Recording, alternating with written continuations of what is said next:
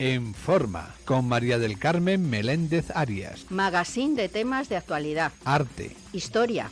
Literatura. Derecho. Cultura. Novedades. Analizados desde los valores y principios del humanismo cristiano.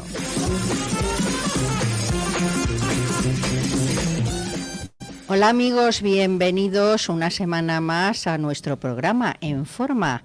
Y hoy vamos a tener un encuentro con la historia, pero con la historia naval de España, porque son dos acciones navales las que vamos aquí a recordar.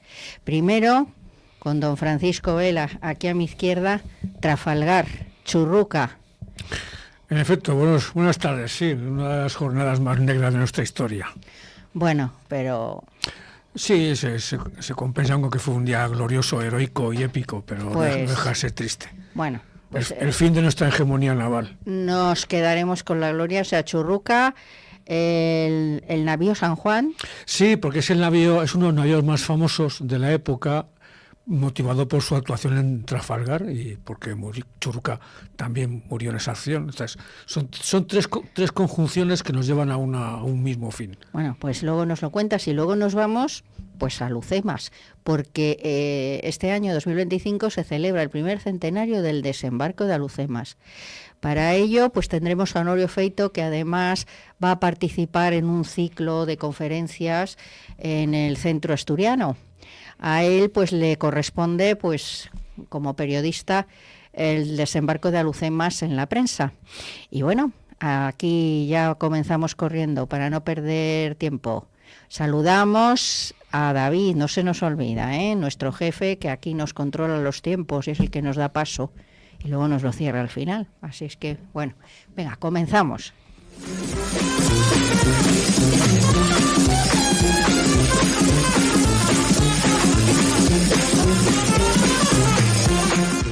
Bueno, como decíamos, vamos a Trafalgar a esa fecha.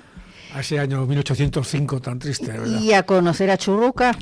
A conocer a Churruca y a embarcarnos en el San Juan Nepomuceno.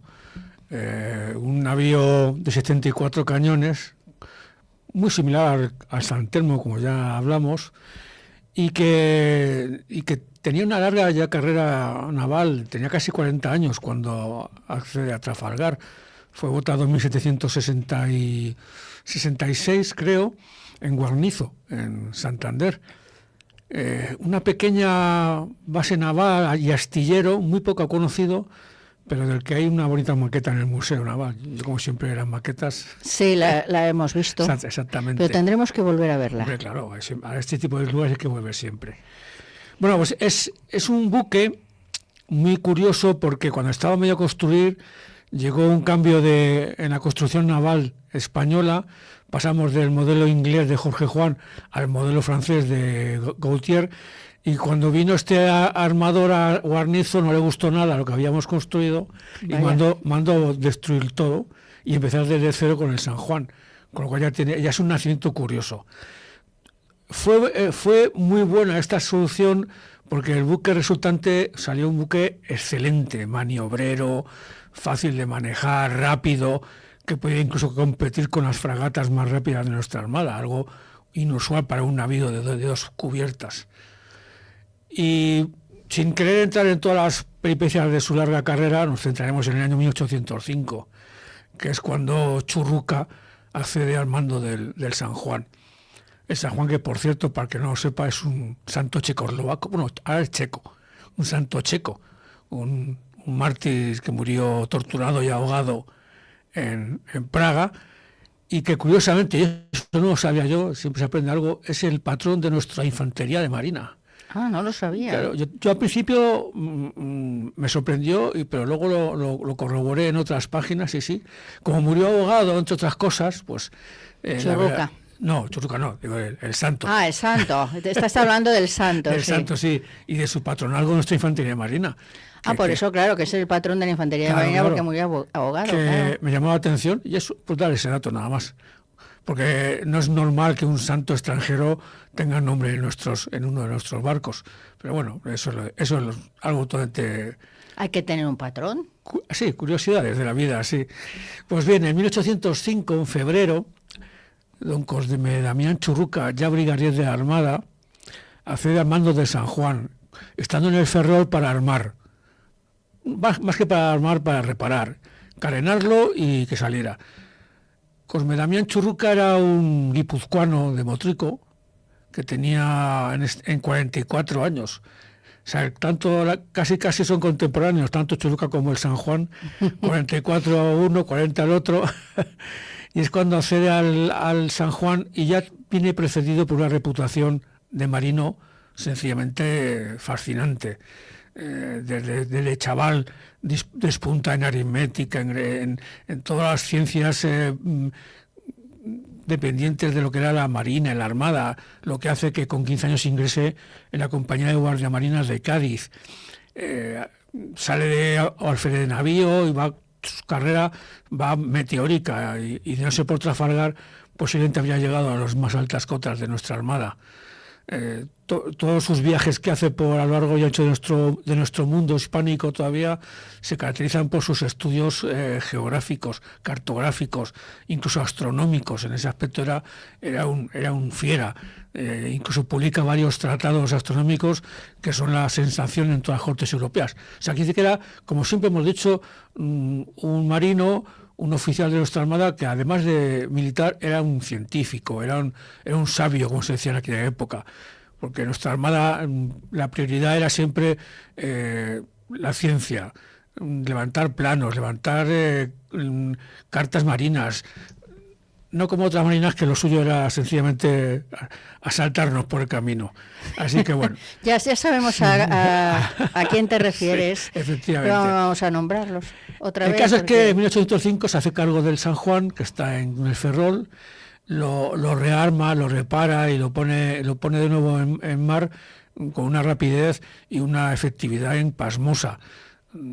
También cuenta por su reputación, cuenta con carta blanca para cualquier tipo de gasto y para ponerlo en pie de guerra. Sin embargo, una cosa muy poco conocida que ocurre en ese verano de 1805, antes de Trafalgar, es que es unos escasísimos buques de nuestra Armada en los cuales se produce un motín a bordo. Curiosamente, o sea, la Armada Española no es una armada en la cual los motines sean algo normal y corriente. De hecho, solo hay dos corrientes. Entonces hay dos corrientes. Sí. Se nos abre la puerta y corriente. Entra la corriente. Parece que, mira, David ya nos la cierra. Bueno, es que se ve que sí. hoy ha bajado las temperaturas y corre sí. el aire. O sea que estamos aquí. No hemos cerrado bien. Seguimos. Ese verano, en pleno zafarrancho de combate, persiguiendo una fragata inglesa, pues la infantería marina, precisamente, y es lo que más duele, pues digamos que abandona su puesto de combate sencillamente para apropiarse de los ranchos de los oficiales, se amotina casi toda ella. De hecho, cuando el motín se sofoca, 40 de esos infantes de marina son arrestados y juzgados y hubieran sido condenados a muerte de no ser por la intercesión de Churruca, que no quiere que en su buque, además de un motín a bordo que ha ocurrido, algo realmente increíble para la época, que además le manche su historial la ejecución de 40 infantes de marina. Consigue salvarle la vida, pero claro, acaban todos en prisiones militares, no sé qué habría sido peor, de verdad. El caso es que su reputación le salva de ser relevado, porque un motín a bordo en un buque de la Armada Real, como de otra, de la Royal Navy o lo que sea, va acompañado automáticamente de la destitución, no de un juicio sumarísimo, que también, pero posiblemente habría acabado con su carrera. Sin embargo, su reputación y su actuación en ese Consejo de Guerra, digamos que equilibra un poco el hecho del motín. No deja de ser preocupante los motines a bordos. En la Armada inglesa los motines son algo muy corriente, porque la disciplina en la Marina inglesa era brutal. No, todo lo hemos visto en películas y en series y demás. No está exagerado ese punto. No, en absoluto, al contrario. Está incluso, para evitar más disgustos a los espectadores, no está... Sí, el castigo de los azotes en la Marina británica era algo realmente demencial. Aquí en España los azotes no se usaban. Se usaba otra pena, que era el paso de baqueta, que era mucho más tenue y muy suave. Sencillamente andabas por la cubierta y tus compañeros con la baqueta del fusil, que es una varita de hierro, pues te daban en la espalda. Acababas el castigo dolorido, con algunas marcas, pero no acababas como muchos marinos británicos, digamos, moribundos, que eso era increíble. Afortunadamente, Churruca sigue a mando del San Juan, que desde Ferrol ha llegado a Cádiz a unirse a la escuadra española que manda Federico Gravina, y que, por desgracia para nuestra historia, para nosotros, la flota combinada francesa con la que estamos en Cádiz la manda un tal Villeneuve, Charles Villeneuve. Sencillamente, durante mucho tiempo fue sinónimo de incompetente, de inútil, incluso hasta de cobarde. O sea, decir eres peor que Villeneuve era sencillamente un insulto bueno. intolerable, porque este almirante francés es tan sumiso ante Napoleón que es incapaz de contarle la realidad. Tanto Gravina como Alcalá Galiano, como Cayetano Valdés, todos los capitanes de nuestra armada están diciendo a Villeneuve: no podemos salir hoy al mar porque están ahí los británicos enfrente, nos van a cazar. Pero tenía órdenes de Napoleón de salir de Cádiz para ir al canal y no atendió a razones. Como además también se enteró de que Napoleón, harto de este almirante, le había mandado un relevo, dijo: pues si espero que llegue el relevo, me va a destituir, voy a llegar a Francia y Napoleón me va a dar un chorreo. Y no quería eso, y se arriesgó. Y ese 21 de octubre de 1805, con todo en contra, con la opinión de todos los marinos españoles, incluso de algunos marinos franceses, se sabe que hay también algún capitán de navío francés que dice: pero bueno, a mí esto no puede ser. Esto es imposible. Pero nada. El caso es que salió de Cádiz rumbo sur hacia Gibraltar para entrar en el Mediterráneo, pero claro, a mitad de camino se vio sorprendido por la Armada Británica de Nelson. Un Nelson que diremos que hasta ese día era nadie. Había sido derrotado en Cádiz, en Tenerife, y era un almirante como otro cualquiera, ni más ni menos. Ese día se le apareció, no iba a decir que la Virgen, pero se le apareció el diablo, el caso. Y porque murió en la batalla. O sea, morir en la batalla siempre te da muchas loas. Hombre, te da una aureola ahí Claro, de héroe. Exactamente, eso. Y si lo saben explotar, los el caso que es que Villeneuve más. se asustó, literalmente. ¿Para qué vamos a ocultar la realidad? Cuando estaba navegando rumbo sureste, se asusta porque ve en el horizonte aparecer la escuadra británica, y en una maniobra totalmente insospechada e impredecible manda a virar 180 grados a toda la escuadra para regresar a Cádiz. Para todos los que conozcan un poquito del mundo de la mar y de las escuadras y estos buques, esa maniobra en alta mar es lenta, pesada, incluso peligrosa. Hay muchos buques que se tardarían horas en el mejor de los casos. Incluso hay una maniobra que consiste en arriar los botes para que a base de remo y de brazo ayudar al buque a girar, porque eso girar 180 grados. Toda la ruta en un mar, o sea, en alta mar. Claro, es que hace eso, que toda nuestra flota se descoloque, se descuadre, que haya buques que están todavía virando cuando hay otros que ya han virado y algunos que ni siquiera lo han hecho. Nuestro buque, el San Juan, que por su maniobrabilidad había sido colocado en vanguardia de la flota, al hacer esa maniobra se encuentra en retaguardia ahora, y ese fue su pena. Ese fue su trágico final, encontrarse en retaguardia. Porque ya cuando consigue la flota combinada virar y retomar el camino hacia Cádiz, ya es demasiado tarde. La flota británica, en dos columnas paralelas, sencillamente nos corta nuestra línea de batalla, entrando como un cuchillo en la mantequilla. De manera que nuestra flota queda dividida en tres fracciones, que para los ingleses es fácil batir casi de manera individual y particular, y ahí es donde nuestro San Juan entra en la historia, porque la columna sur británica corta la línea española, baja totalmente por nuestro costado de estribor, gira por retaguardia, ya es donde pilla el San Juan. El San Juan, como se suele decir, se defiende como gato panza arriba, pero es que en un momento dado le llegan hasta rodear 6 navíos británicos, 6. No sé, que se dice pronto, es algo hasta ahora nunca se había contemplado. O sea, estar solo en el mar, rodeado de 6 buques británicos que te están cañoneando a bocajarro, y tú te defiendes, y tú así no cejas. Churruca manda a clavar la bandera, que significa que no hay rendición posible. Pero claro, ¿qué ocurre? Que en el momento de la batalla, una bala de cañón le arranca la pierna.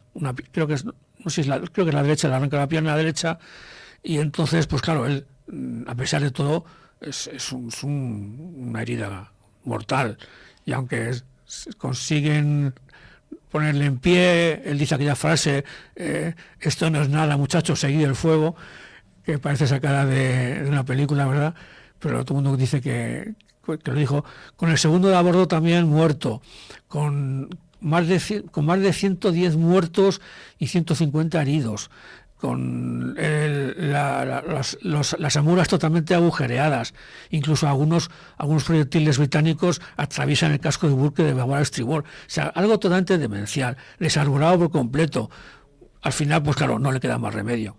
Rodeado, sin apoyo ninguno y con el capitán muerto, pues no es que se vea obligado a recapitular, sencillamente se ve forzado, porque ya no tiene defensa, se acaba la munición, ya apenas quedan gente capacitada para defenderse, y bueno, pues es el dramático final.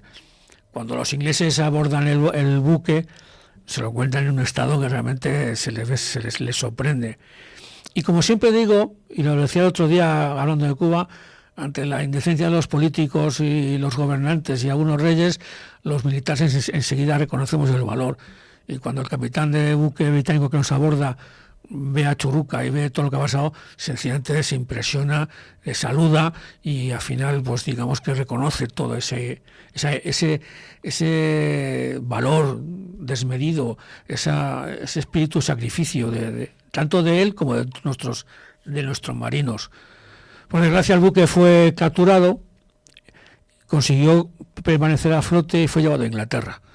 En Inglaterra estuvo unos pocos años en servicio británico, pero en el 1816 sencillamente se desguazó, porque ya no servía para nada. No quedaría para muchas. No, que sería un típico transporte para llevar de Dover a Cardiff 4 borregos, eso así. El caso es que, bueno, Churruca está enterrado como es normal y como no os puede esperar en el Panteón de Marinos Ilustres de San Fernando, evidentemente junto a otros marinos. Que algún día que vayamos por Cádiz, hay muchos marinos ilustres en la historia, todos, porque la mar ha tenido mucha importancia en España. Claro, es que el siglo XVII, el siglo XVIII y parte del y el XIX incluso, nuestra marina era sencillamente la dueña de los mares, era el referente. Y como te decía antes, nuestros marinos no salían a la mar a luchar, salían a defenderse en todo caso, salían a investigar, a descubrir, a levantar mapas, pues como ocurrió cuando conté lo de Alaska. O sea, no se subió hasta Alaska para conquistarlo y dominarlo ni matar a nadie. Se conquistó para cartografiar toda la costa oeste de los Estados Unidos y llegar hasta el extremo más septentrional de Alaska. Pues aquí igual, o sea, todas las expediciones navales que van hacia el cono suramericano, todas se caracterizan porque en algún momento dado sus capitanes o sus oficiales levantan mapas, levantan pasos, levantan todo tipo de testimonios de que aparte hemos pasado por ahí, hemos levantado los planos para que la gente luego no se pierda. Y Churruca en ese aspecto fue también un pionero. Todas sus actuaciones, todas sus participaciones en expediciones navales no son para combatir, son para sencillamente dar el toque científico y el toque de conocimiento del que nuestra Armada aporta al mundo y que está muy poco reconocido y muy olvidado. O sea, toda la cartografía desde aquellos siglos XVII y XVIII es puramente, casi enteramente española, y una de las cosas que primero hacían los británicos cuando saltaban nuestros barcos es buscar sus planos, sus armarios de planos y de mapas. Porque cierto para es que, llevárselos. Claro, porque para ellos era un tesoro mayor que casi el barco en sí mismo. No, pues valía mucho dinero los barcos. Pues saber por dónde había que navegar y cómo era Claro, importante. claro, exactamente. Y bueno, Churruca tiene una estatua en su pueblo natal, en Motrico, que no sé cómo aún no la han quitado estos locos abertzales, pero bueno, ahí sigue. Una estatua preciosa. ¿Qué tendrá que ver Churruca con todo eso? Ya, pero como también han cambiado el nombre, ahora se escribe con T, X y K, pues dices, ya te espera cualquier cosa. Te espera cualquier cosa. Con TX y K. Sí, Bueno. sí, yo no sabría ni pronunciarlo. Entonces, ¿cómo es eso? Churruca. Churruca. O sea, casi, en castellano se pronunciaría igual, pero es que verlo escrito así, realmente dice, pero bueno, si esto se lo han inventado, si nunca se ha escrito así, si en su partida de bautismo, en sus documentos, en los mapas de la época, Motrico aparece como Motrico, no como Mutricu. Sí, ahora es Mutricu. Exactamente. Sí. O Vizcaya ha sido siempre Vizcaya. Desde que Lope de Haro se unió a Castilla con su señorío de Vizcaya, ha sido siempre Vizcaya con V. No, ahora con B, esas cosas. Esos inventos modernos que dicen, bueno, estamos locos estos españoles, ¿no? Esos españoles. Eso nosotros no. Así que bueno, así es un poco. Trafalgar fue un desastre para nuestra historia. De los 15 navios españoles que combatieron, perdimos 10. Fíjate. O sea, nos quedamos sin flota, claro. No, porque era una de las flotas, teníamos otras, ¿no? Pero estaba lo granado de nuestra armada, estaba el Príncipe de Asturias con Alcalá Galiano, estaba el Bahama con... estaba el San Juan, como evidente, el San Agustín, un buque muy desconocido, olvidado, que fue el que más sufrió aquel día en la batalla y que se hundió con más de 200 muertos y 300 heridos.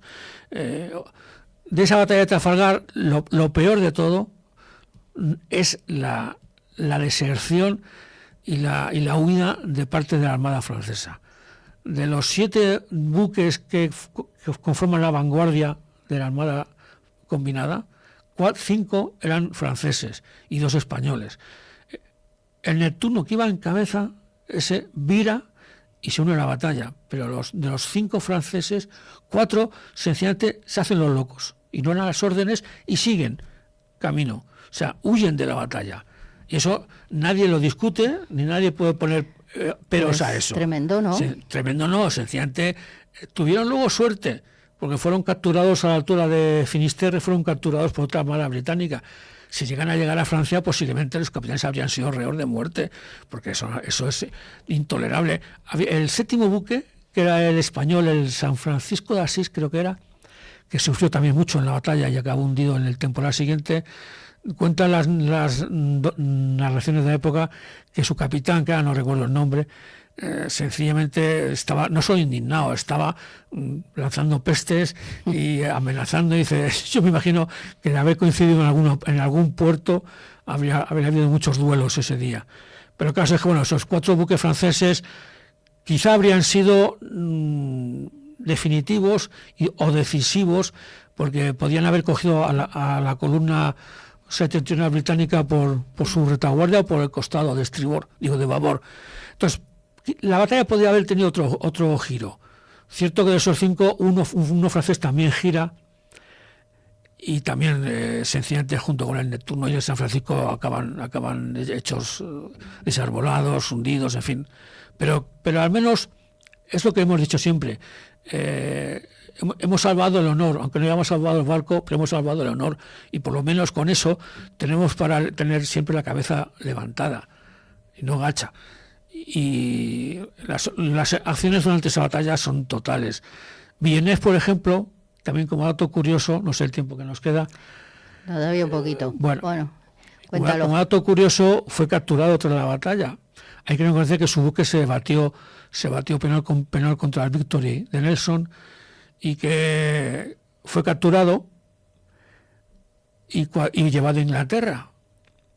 Y al año siguiente, cuando los ingleses lo repatrian a Francia, Villeneuve sencillamente sabía que no tenía futuro, y en camino de París se suicida. O sea, prefiere no llegar al contencioso personal con Napoleón. Fíjate el miedo que daba Napoleón, O sea, nadie le rebatía, nadie le discutía, y cuando Napoleón entraba en cólera, sencillamente daba miedo. Pues al final Villeneuve, no sé si por la vergüenza de lo que ocurrió en Trafalgar, o porque sabía que lo peor que le iba a caer era sencillamente una defección y una destitución total. Y Napoleón era muy dado a las humillaciones, a cogerte, llevarte a un sitio y en presencia de autoridades, ¿no?, ponerte a parir. O sea, ya lo hacía muy frecuentemente. O sea, te destituía, te mandaba a tu casa, pero al mismo tiempo te humillaba. Él era así. No toleraba ese tipo de incompetencias. Aunque luego hay que decirle, pero si esta incompetencia se la has creado tú, has forzado a que sea tan incompetente porque tus exigencias eran sencillamente incontestables. O sea, decía, sal de Cádiz, no se puede, que salgas, bueno, saldré, sales y te dan de palos. Por luego, ¿qué quieres luego? ¿A quién le exiges culpa? Ya le habían avisado. Claro, entonces bueno, ese día perdimos la parte de lo más florido de nuestra armada, la florinata de nuestros marinos. O sea, que eso también nos costó la amistad con Napoleón, ¿no? Ser amigos. Bueno, afortunadamente, no, que va, al contrario, aún faltan 3 años para 1808. O sea, ni siquiera Godoy, no digo a Carlos IV, que al fin y al cabo era un rey ficus, que llamo yo, pero ni siquiera Godoy tuvo ni la vergüenza, ni nadie le contestó, ni le puso en primicia decirle, señor Valido, o sea, después de esto todavía tiene usted las narices de seguir en el poder y en el gobierno. Pero mira cómo estamos ahora. O sea que... Sí, bueno, mejor. El caso es que por la historia con distintos tintes, pero por bueno. un giro del destino, los 5 barcos franceses que se salvan de Trafalgar acaban en Cádiz. Y 3 años más tarde nos los quedamos. Qué bien. Cuando declaramos la guerra a Napoleón después del 2 de mayo, esos 5 buques que estaban en Cádiz, pues sencillamente nos apoderamos de ellos, evidentemente, como era normal, ya en guerra con Francia y con Inglaterra de amiguetes, pues ahora esos 5 barcos nos los quedamos.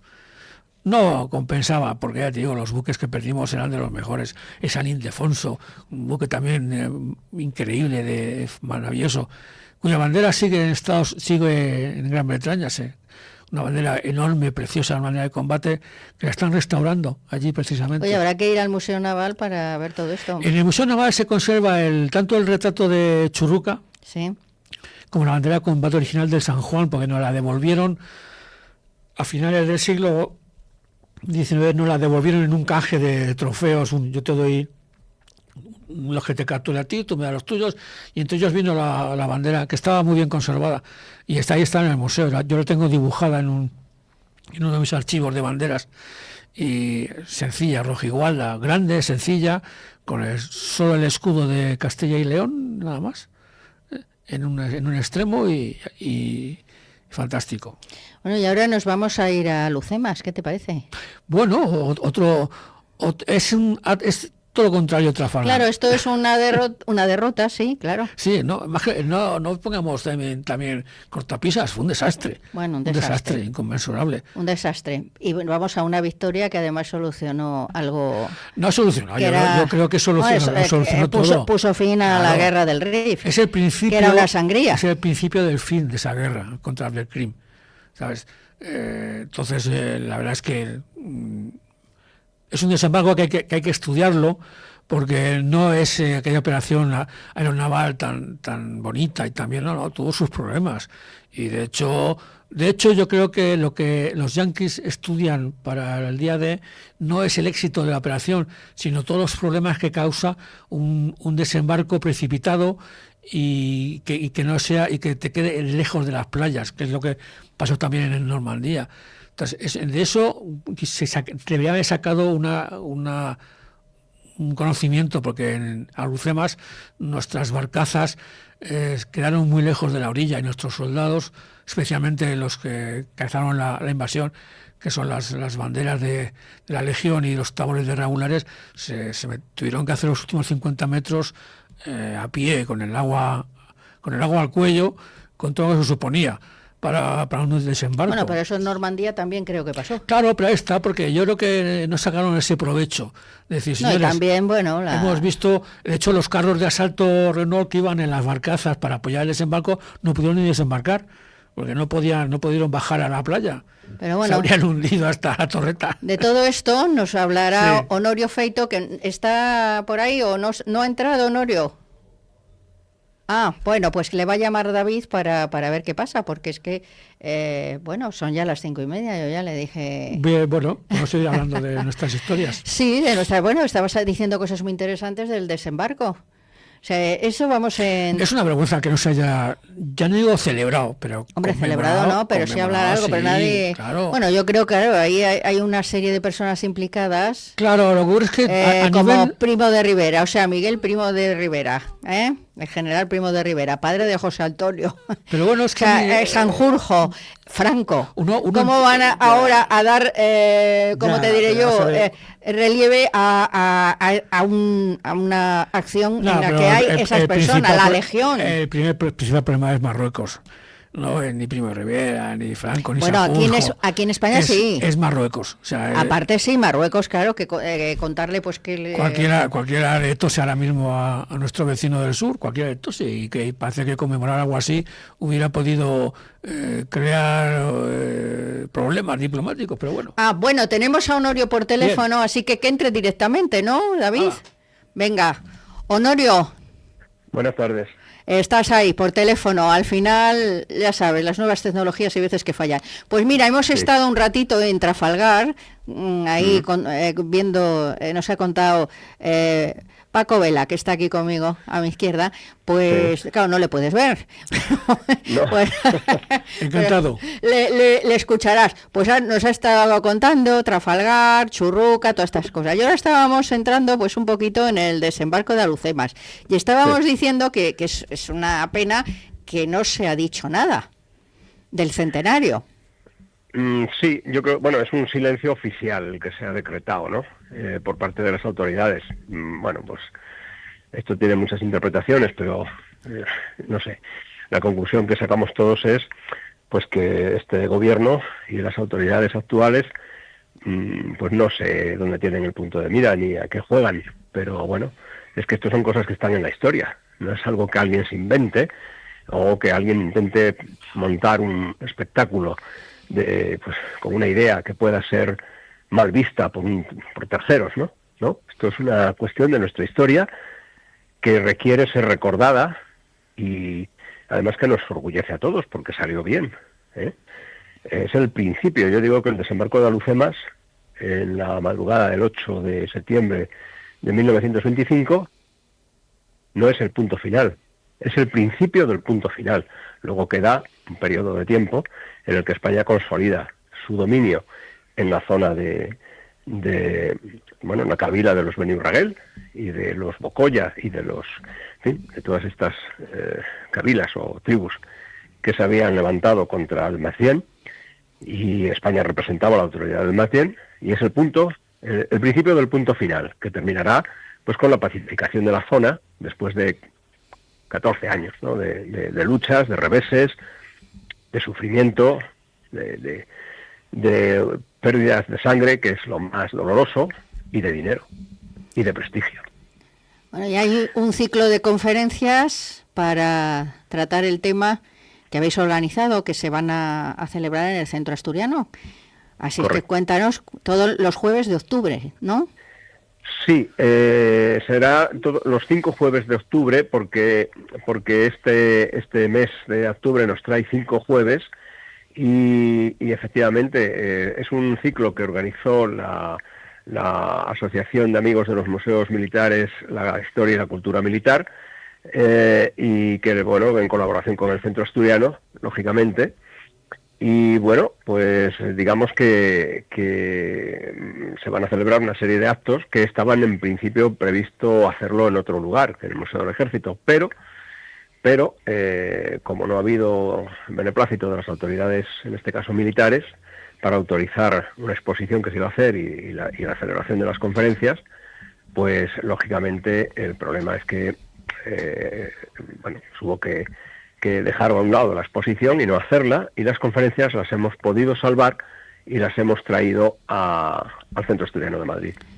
Y a ti te toca el tema, claro, como es lógico, dada que eres periodista. Honorio Sí, es periodista, Fuiste periodista del Alcázar, vamos a decirlo. Sí, sí, yo empecé en Arriba, o sea, mi carrera está perfectamente marcada. Yo empecé en Arriba, luego continué en Servicio, que era una publicación del Ministerio de Educación. Más tarde pasé a la redacción del Alcázar, donde terminé como redactor jefe de Sociedad, Cultura y Reporteros, y luego, dada la situación del periódico, que ya era muy mala, me fui y estuve trabajando en publicaciones del Grupo Z, en Panorama y en la Gaceta de los Negocios, bueno, concretamente Dinero, que era el suplemento dominical que luego se separó de la Gaceta y salió como una revista semanal. Y luego, bueno, en colaboraciones en Ya y en otros periódicos, sí. Pero vamos, básicamente mi periódico es el Alcázar, lógicamente. Ahí fue donde, digamos, que empezaste, ¿no? Mi abuelo leía el Alcázar. Sí, ¿no? Mi padre compraba el Alcázar, o sea, ¿para qué vamos a negarlo, no? No podemos negar lo que somos. Que era un periódico que tuvo además mucha... Luego se pasó al Ya.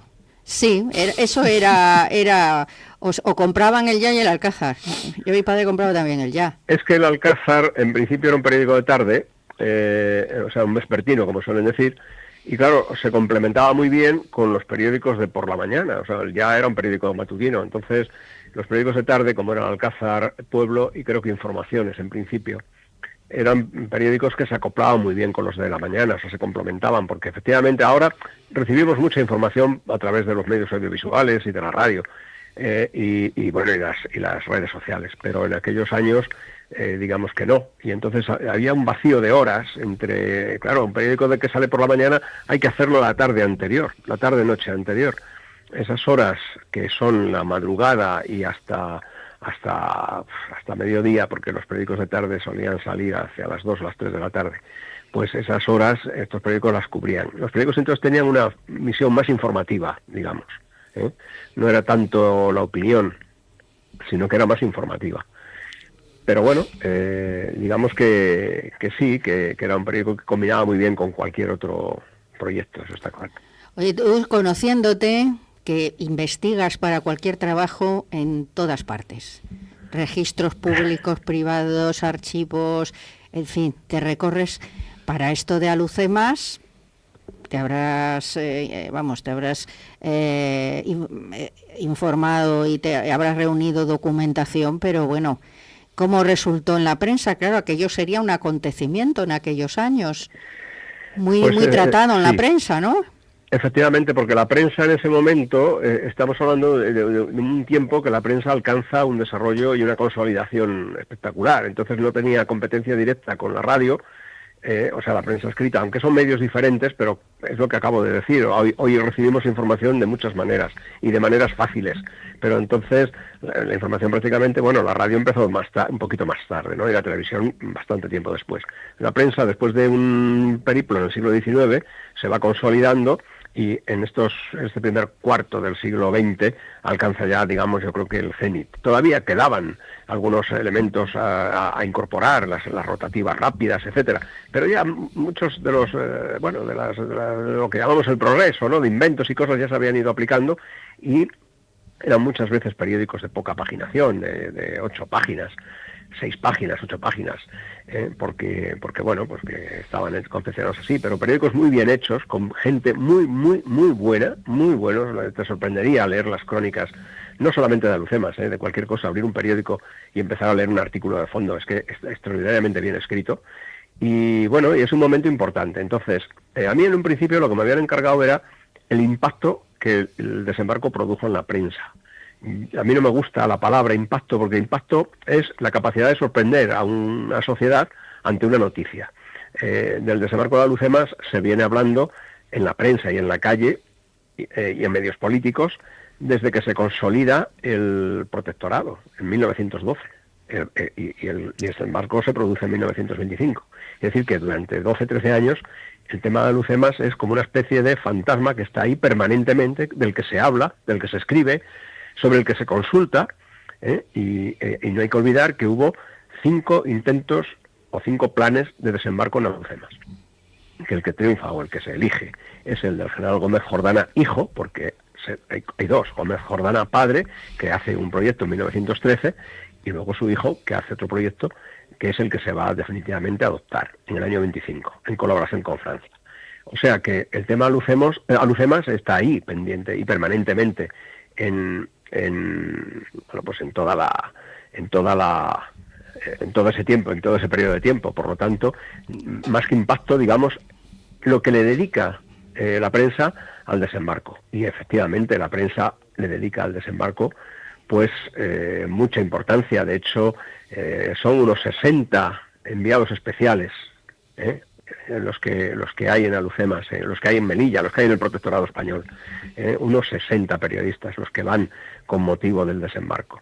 Y claro, lógicamente, pues esto, pues qué duda cabe, esto es el vehículo que transmite noticias a la sociedad, es el medio por el que la sociedad, los españoles, pueden saber qué es lo que está pasando allí y cómo está pasando allí, por qué y de qué manera, ¿no? Y entonces, bueno, pues evidentemente tiene una importancia tremenda.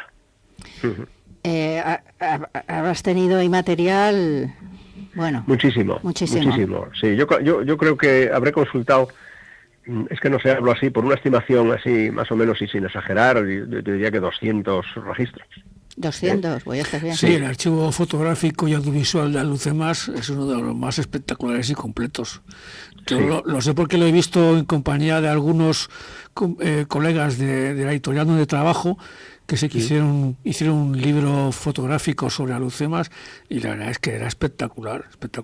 Yo creo que debe ser el primer desembarco con una capacidad de reproducción tan inmensa. Me dicen que es el primer desembarco de la era moderna, vamos, con exitoso y... Sí, bueno, es que había habido una experiencia fallida de los franceses en la Primera Guerra Mundial, y me parece que en Galípoli, no estoy seguro, y no estaban las cosas como muy claras, ¿no?, a la hora de poner en marcha una operación de este calado. Lo que pasa es que muchas veces, como dice la frase, nobleza obliga, es decir, los franceses... O sea, en España habíamos pasado un periodo malo, sobre todo con la caída de la Comandancia General de Melilla, que es como gusta a los militares que se diga lo que la gente entiende como el desastre de Anual, porque evidentemente desastre sí fue, pero bueno, vamos a dulcificar un poco la expresión, ¿no? Con la caída de la Comandancia General de Melilla en el año 21, nos tocó no solamente por la cantidad de españoles que murieron, sino por la sensación que se dio de falta de preparación, de desunión, de órdenes poco claras. No había un plan concreto de nada, ni para subir ni para bajar, es decir, aquello quedó un poco al albur de la suerte, y la suerte pues fue el cuchillo de los marroquíes que pasaron por los cuellos de los españoles sin más. No lo digo, no estoy hablando de crudeza, estoy hablando de realidad, ¿eh? Hay manifestaciones y hay testimonios de las vejaciones a que fueron sometidos los prisioneros, y la rendición de Monte Árbit, por ejemplo, cuando el general Navarro rinde la plaza con la autorización de las autoridades españolas, y los rifeños acceden a esa rendición y les prometen que no los van a tocar en el momento que salen de la fortaleza. Bueno, fortaleza, eran unos muros medio derribados de unos edificios que ya no estaban. Empiezan a pasar a cuchillo a toda la retaguardia de la columna, que eran los enfermos y demás, ¿no? Es decir, toda esa crueldad evidentemente se cala en la sociedad española, y siempre ese ambiente pesimista que venimos arrastrando desde finales del 19, por lo que todos sabemos ya. Así es que Alucemas, claro, representa, los franceses, repito, hasta ese momento no habían tenido grandes dificultades, pero a medida que Abdelkrim se viene arriba, pues también desafía a los franceses, sobre todo cuando ellos ocupan las riberas de Luarga, que ellos necesitan para plantar el grano que va a ser su salvación durante el invierno.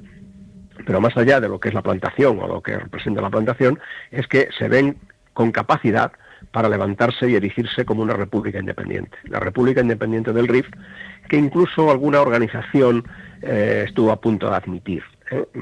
No hay que olvidar que manejaban un ejército de 80.000 hombres.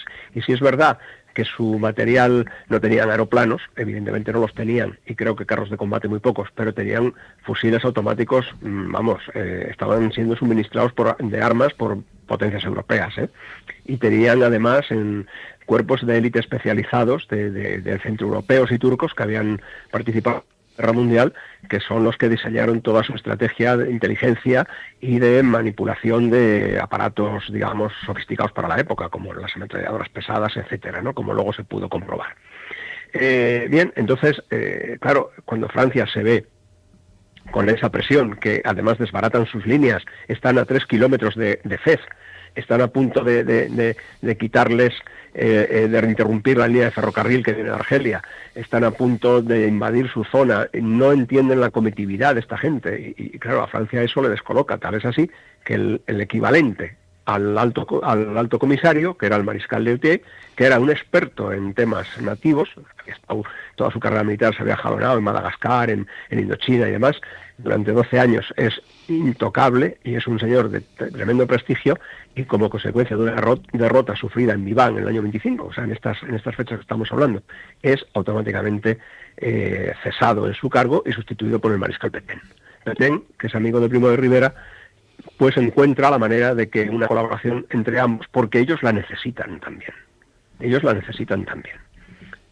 Y eso es lo que propicia que se haga el desembarco. Que nosotros ayudamos a los franceses en el río Lucus y toda esta zona a recuperar posiciones porque estaban desbordados por completo. Desbordados por completo. Ellos tuvieron su anual en esta localidad de Viván, cerca de Fez. Ellos sufrieron una gran derrota y Francia en ese momento presumía de tener el mejor ejército del mundo. Entonces, claro, como que no cuadra decir cómo un ejército bien preparado, que es una potencia militar en el mundo, es derrotada por 4 moros que van con espingardas subidos en los caballos. Bueno, no eran 4, eran bastantes más. Y sobre todo, fieros luchadores, ascaris, como dicen ellos, con mucho coraje. Así es que eso estaban las dos potencias obligadas a entenderse, y ese entendimiento en España se vio muy bien en general, en Francia no tanto. En Francia no tanto. Hay artículos de personas y hay reuniones en la Asamblea Nacional en las que se critica la actitud de Francia, no por no colaborar, sino todo lo contrario, por colaborar y por gastarse un dinero que dice que allí no se beneficiaba en nada. Bueno. Da para mucho el tema. Da para mucho, ya lo vemos, ¿no? Ya lo vemos. Ya lo diremos en la conferencia. En lo que afecta a la prensa, yo os puedo anticipar que la prensa desde siempre ha venido hablando del tema, que acogió de muy buenas maneras esa colaboración con Francia, incluso la animó, que cuando se produce el desembarco evidentemente se recibe con muy buena disposición en las redacciones y los propios periodistas. Hay dos cositas. Hay un homenaje que los periodistas, hay 2 periodistas de Melilla, que son Juan Díaz Sánchez y Juan Daniel Díez González, que escribieron un libro y publicaron Prensa y Ejército en Melilla, notas acerca de los cronistas de la guerra en la zona de influencia entre 1893 y 1927. Bueno, pues estos señores tienen un libro precioso sobre este tema, le dedican al final del libro una especie de epílogo y le llaman La jarca de los plumillas, porque a los periodistas de prensa escrita, los fotógrafos siempre nos han llamado los plumillas, nosotros a ellos los gráficos, son más respetuosos. Ahora los plumillas porque ibais con la pluma, entonces, ¿no? Claro. Ahora entonces ya eso ha pasado, ya no hay plumillas. No, ya no hay plumillas.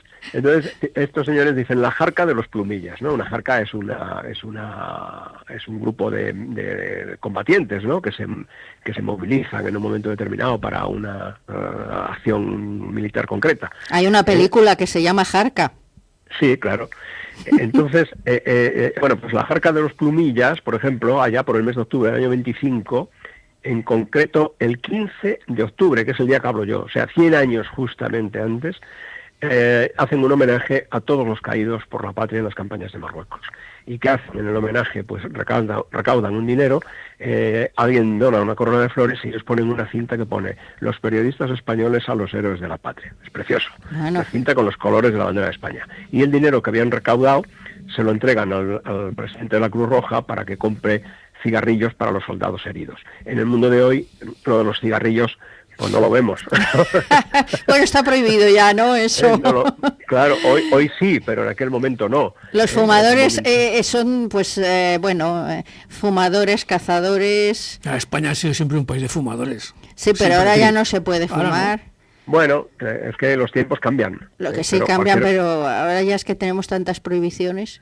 Claro, no, pero bueno, sí está bien, o sea, sí. Eso está bien. Es que, bueno, está a medias, porque si yo he sido fumador, yo soy exfumador. Ah, bueno. Y yo no me quejo del que fuma a mi lado, no me quejo. Bueno. Sinceramente no me mueve ninguna envidia, ni lo echo de menos absolutamente para nada. Pero entiendo que yo respeto el principio de libertad, que cada uno haga lo que quiera si no molesta a los demás. Si el humo te molesta, entonces te vas más allá. Pero claro, decirle no fume usted, lo que puedes es convencerle. Oiga, mire, usted corre el riesgo de tener un cáncer de pulmón, por lo menos. Y entonces, bueno, pues... Oye, ¿y hay alguna referencia, va a haber alguna referencia en tu conferencia a la prensa de Asturias? No, Asturias tuvo, el diario La Voz de Asturias tuvo enviados especiales, pero cuando anual. Luego hay mucha información en región, pero no tuvo desplazado allí a nadie. Yo creo que no lo cito en absoluto porque, bueno, vamos a ver, la prensa, los periódicos que tenían solvencia económica, o sea, los grandes periódicos, tenían dinero, claro, para tener una red de corresponsales en la zona, uno en Larache, otro en Tetuán, otro en Ceuta, otro en Melilla, luego los enviados especiales, que como por definición ya sabemos lo que son. Entonces, los que no tenían tanto dinero, y por ejemplo no eran de Madrid, que eran de provincias, y no digo con esto que fueran peores, ¿qué es lo que solían hacer? Pues tener un corresponsal en Madrid, porque en Madrid era donde se centrifugaba, con perdón de la expresión, toda la actividad política y todas las noticias. O sea, en Madrid estaba el directorio militar. Aunque Primo de Rivera estuviera viajando, en Madrid estaban sus ministros, estaba el general Madrid Espinosa, que era el ministro encargado de relaciones con las instituciones, estaba Magaz, en fin, y siempre uno salía todas las noches a leer el parte oficial. A eso de las 9 de la noche, los periodistas iban por la zona del directorio, de la presidencia, y allí salía un miembro del directorio, decían parte oficial de hoy, les leía el parte o les daba una copia.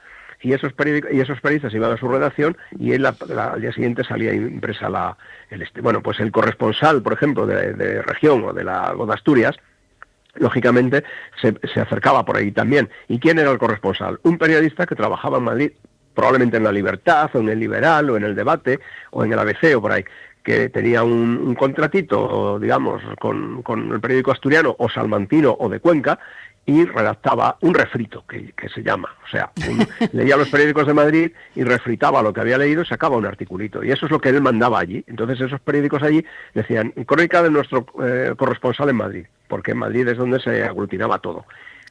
Lo que publicaban los periódicos, tú date cuenta que las crónicas de Melilla y de Ceuta, o sea, las crónicas del protectorado venían con un decalaje de 3 o 4 días. Incluso, no sé si es El Liberal o La Libertad, uno de los dos, el que publica. Una vez que ocurre el desembarco, el día 8, el día 9, publica un suelto en el que dice que las crónicas de su corresponsal, que es Leopoldo Bejarano, están llegando con retraso, que la última que se recibió de él dice que embarcaba con destino a Lucemas el día 5.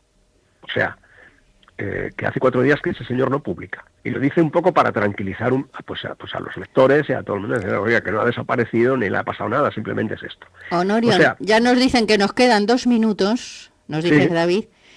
Y bueno, yo siento interrumpirte, pero vamos a ir a escucharte allí el 15 de octubre. Muy bien, pues muchas gracias. Oye, y como el Centro Asturiano graba las conferencias y las sube a YouTube, pues sí. Ahí en YouTube pues podremos volver a escucharte una y otra vez. Pues bueno, espero que sí. Entonces tenemos que decir, a ver, empiezan el primer jueves de octubre. El jueves día 2, a las 7 de la tarde, hay unas palabras del presidente del centro, Valentín Martínez Otero, porque se cumple, es el cumple del centro asturiano, ahora mismo me pillas de memoria, son 140 años o algo así de existencia. Sí. Es la casa regional más antigua. Más antigua en Madrid. Mundo. Ah, en el mundo. No, en el mundo, bueno. en el mundo, sí, en el mundo, funcionando, sí. Oye, los asturianos siempre de pioneros. Sí, en el mundo, ojo, funcionando, Funcionando, por supuesto. Otros centros se abrieron antes, pero luego dejaron de funcionar. Después de las palabras del presidente, Valentín Martínez Otero, hablará don Ramón Díez Rioja, que es doctor en Historia y creo que es profesor de la UNED. Antecedentes del desembarco de Alucemas. El día 9, el jueves siguiente, hablará el general de división retirado don Francisco Ramos Oliver, sobre el desembarco de Alucemas, propiamente dicho ya el desembarco. El jueves 16, a la semana siguiente, soy yo con el desembarco de Alucemas en la prensa. A la semana siguiente es Carmen Imaz Azcona, que es periodista, la mujer en el desembarco de Alhucemas. Os vais a sorprender, porque hubo mucho protagonismo femenino, Sí. aunque parezca que no. Y esta conferencia, cuando se ha anunciado, está despertando mucho interés. Ujú. Y cerrará el ciclo mi amigo César Labarta Rodríguez Maribona, licenciado en Historia del Arte, que es el alma de la Asociación de Amigos del Museo del Ejército, de la Historia y la Cultura Militar, con una conferencia muy bonita sobre el desembarco de Alhucemas en el arte. Bueno, El pues, arte militar, que muchas veces no se tiene en cuenta, pero que es muy interesante. Sí, muy bueno. interesante. Oye, nos Muy tenemos que ir, decir que el Centro Asturiano está en la calle Farmacia número 2. Esquina Fuencarral. Esquina efectivamente. Fuencarral, o sea que es muy fácil y muy céntrico. Oye, que allí nos veremos, Honorio, y Estupendo. ha sido Yo un placer. solo pido una cosa, bueno, te doy las gracias por darme la oportunidad y pido que los que estén dispuestos a ir, que sean puntuales, por favor, para intentar mantener el tiempo, porque si no, los ponentes nos quedamos con menos tiempo para poder soltar nuestro rollo. Bueno, pues un placer para nosotros el tenerte aquí con todo lo que nos has contado y hemos aprendido. Un Así es saludo. que hasta Muchas gracias. hasta Nos esos vemos. días, esas conferencias. Un abrazo, Muy Honorio. bien, adiós. Y el tiempo justo para despedirnos, que lo paséis estupendo, una semana maravillosa y que seáis, como siempre os digo, muy felices.